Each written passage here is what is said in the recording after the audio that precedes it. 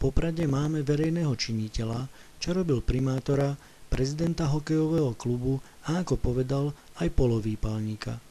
A za svoje funkčné obdobie aj s poslancami majetok mesta za asi 3/4 miliardy bývalej meny predal. A ako súkromná osoba 5-miliónové auto Bentley do daru dostal. 4 roky som robil v Poprade viac menej vo funkcii prezidenta aj polovýpalníka, keď to poviem takto odborne.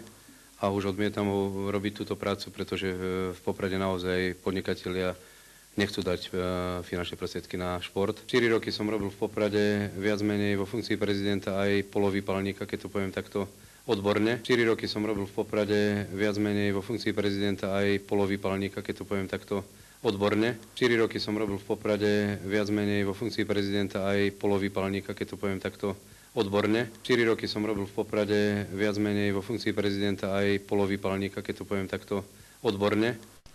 V Poprade máme verejného činiteľa, čo robil primátora, prezidenta hokejového klubu a ako povedal aj polovýpalníka.